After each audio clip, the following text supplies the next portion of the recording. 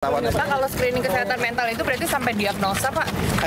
Screening itu gini ya, kalau screening kan periksa apakah ada ciri-ciri apa enggak. Terus sudah sekali screening, baru diagnosa. Diagnosa tuh butuh benar-benar tuh ahlinya. Kemudian nanti diobati kan, kira-kira gitu screening, diagnosa, obati. Nah yang dilakukan sekarang itu adalah screening, bukan diagnosa. Nah, untuk jadi diagnosa itu kita bilang sebaiknya udah BPJS mengenai program cek kesehatan gratis. Diputuskan oleh beliau nanti tanggal 10 Februari ini sudah bisa jalan di puskesmas dan juga klinik-klinik. Nanti beliau sama seperti yang makan bergizi mau lihat gitu di salah satu puskesmas. Ini kan diupdate juga bahwa ini adalah program yang menyentuh 280 juta orang kan. Jadi teman-teman pernah dengar program stunting kan? Stunting itu kan penerimanya 5 juta balita. Ada program imunisasi itu sekitar 70 juta yang menerima layanan ini. Ada program makan bergizi gratisnya Bapak Presiden, itu kan sekitar 83-85 juta. Yang besar juga program vaksinasi COVID, itu kan 180 juta orang lah yang kita vaksinasi. Nah ini adalah program terbesar karena 280 juta masyarakat seluruhnya mulai dari balai lahir sampai lansia itu kita layani. Mungkin nggak langsung 280 juta, tahun pertama kalau saya dapat 50 juta, 60 juta aja udah seneng. Tapi kan kita harapkan ini makin lama makin naik terus.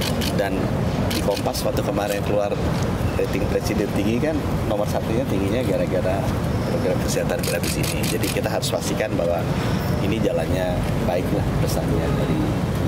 Nah ini akan dilakukan dua grup ya. Grup yang pertama adalah usia di bawah usia sekolah, di bawah 6 tahun dan di atas usia sekolah. Itu nanti dilakukannya pada saat hari ulang tahun mereka plus 1 bulan. Khusus yang Januari, Februari, Maret boleh sampai April. Jadi ulang tahunnya udah lewat. Dilakukannya di mana? Di 10.000 puskesmas dan 15.000 klinik yang sudah bekerja sama dengan BPJS. Nah, khusus yang usia sekolah itu dilakukannya bukan pada saat ulang tahun, tapi pada saat masuk sekolah. Pada saat masuk sekolah lakukannya di sana. Kenapa? Supaya nggak penuh puskesmasnya, kan ini kan 280 juta. Nah, tadi diupdate juga screeningnya tuh untuk yang bayi baru lahir ada 6, yang balita ada 8, kemudian anak-anak tuh 11, SD, SMP 13, SMA 12 jenis, dewasa 19, lansia 19. Mungkin yang baru-baru misalnya screening jiwa. Kan dulu kita nggak pernah screen tuh. Sekarang screening jiwa tuh mulai anak sekolah SD udah kita screen. Karena kita juga hasil survei kesehatan yang terakhir lihat bahwa ternyata banyak, 1 dari 10 kita punya gangguan anxiety atau depresi, gangguan jiwa. Jadi itu kita screening juga. Kemudian yang untuk yang sudah di atas 40 ada screening cancer, terutama yang 4 besar. Kanker payudara sama serviks itu untuk wanita kan ini pembunuh terbesar. Kemudian laki-laki itu paru dan kolorektal. Ya, itu kira-kira seperti itu. Kalau untuk anggarannya sendiri 4,7 juta ya Pak, pernah disebutin itu untuk 280 juta. Betul. Itu dari Kemenkes semua atau gimana Pak? Iya Kak, ada yang dari Kemenkes, ada yang kemarin ada yang dari Quick Win ditambah sama Pak Prabowo. Kemarin kena potong juga, ya, tapi saya bilang ya kita lihatlah, toh anggaran itu kan dibikin untuk 200 jutaan kalau nggak salah. Nggak mungkin, saya rasa sih nanti kita lihat aja di bulan Juni ya. Saya nggak yakin juga bahwa 200 jutanya masyarakat akan screening. Mungkin di tahun pertama saya sampai 100 juta aja udah sangat senang sekali.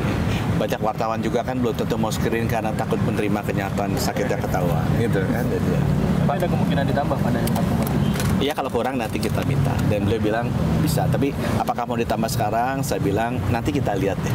Kalau ternyata memang butuh, kita minta tambahan. Karena memang sekarang kan prioritas spendingnya beliau juga sedang banyak. Pak, mengenai pemotongan anggaran itu bagaimana Pak dapat dengan komisi supaya nanti berapa?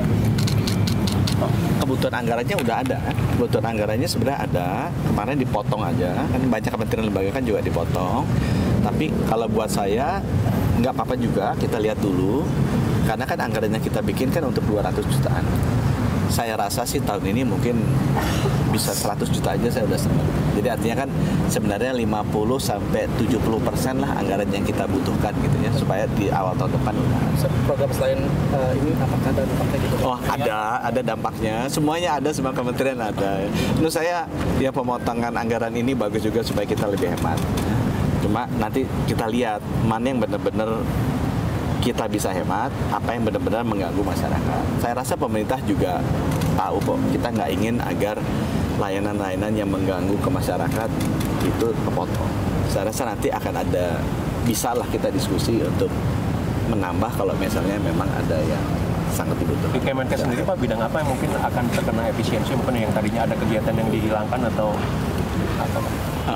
Kita yang jelas yang dipotong adalah semua yang berkaitan dengan meeting-meeting, perjalanan dinas, upacara-upacara, hari-hari perayaan itu semua potong tuh 50%-an. Itu udah kita potong. Tapi sekarang karena pemotongannya cukup dalam, nah kita lagi cari lagi di mana perjalanan dinas. Kemarin mau ya dah nih eselon 1 udah terbangnya jangan pakai bisnis kelas deh gitu kan, pakai ekonomi aja sama kayak wartawan. Kalau perlu menterinya juga naiknya Citylink gitu kan, jadi nggak ada bisnis kelasnya. Kalau menterinya di ekonomi kan nggak enak yang di bisnis kelas. Udah kita pakai Citylink aja biar lebih murah. Nah itu nggak apa-apa juga. Target pemangkasannya berapa Pak tahun ini? Kemenkes saya nanti abis ini saya masih lari ya ke DPR, masih untuk bicara mengenai anggaran 19 triliun kita yang diminta potong. Tapi untuk eselon 1 ekonomi itu masih wacana Pak, belum diputus ya? Oh, di kita sih udah.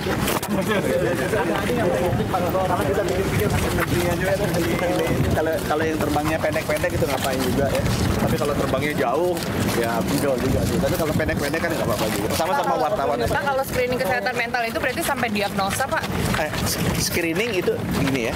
Kalau screening kan periksa apakah ada ciri-ciri apa enggak. Terus sudah sekali screening baru diagnosa. Diagnosa tuh butuh benar-benar tuh ahlinya. Kemudian nanti diobati kan, kira-kira gitu, screening, diagnosa, obati. Nah yang dilakukan sekarang itu adalah screening, bukan diagnosa. Nah, untuk jadi diagnosa itu kita bilang sebaiknya udah BPJS supaya nanti bisa di cover dengan perawatan BPJS. Yang dilakukan sekarang screening. Sama kayak darah gitu kan, darah di screening. Apa misalnya gula darahnya di atas 200. Nah, itu mesti didiagnosa. Kenapa sih gula darahnya tinggi? Ini kan perlu dokter. Habis itu kan dikasih obat. Nah, itu tahapan berikutnya. Yang kita lakukan ini adalah benar-benar screening di awal. Karena dengan screening ini kita tahu kalau ada potensi tidak sehatnya dan kita bisa tangani lebih cepat dan tangani lebih dini. Itu lebih murah. Kalau untuk kesehatan mental berarti screening, satu kali screening itu bisa kelihatan semua ya Pak? Bisa kelihatan. Oh ini kira-kira wartawan ini stres apa enggak, dengan anxiety apa enggak. Tanggal 10 nanti rencana kita ya sama kan, prinsipnya kan kita nggak mau bikin acara-acara. Jadi nggak dalam bentuk acara ya kita luncurkan aja. Kita koordinasi dengan Pak Mendagri, dengan seluruh gubernur, bupati, wali kota, kepala dinas kesehatan. Jadi kita jalan, mungkin Pak Prabowo nanti kayak yang sekolah itu dia nengokin lah ya daerah-daerah tersebut. Yuk. Nah, itu BPJS saya udah bilang ke Bapak.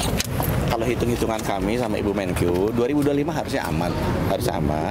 Di 2026 kemungkinan masih ada adjustment dari tarifnya dan saya minta waktu ke beliau nanti kalau hitung-hitungannya sudah pas mau menghadap dengan Ibu Menteri Keuangan untuk menjelaskan. Ada penyesuaian tarif nggak? Rencananya di 2026 itu ya Pak? 2026. Tapi masih itu sedang dikerjakan dengan Kementerian Keuangan, BPJS dan Kementerian Kesehatan. Perkiraan naiknya Pak berapa persen? Belum ada angkanya. Makanya masih ngadep beliau. Tapi udah dikasih waktunya nanti aku sama Bu Ani. Untuk penyesuaian Gitu ini apa berhubungan dengan kris Pak yang berlangsung?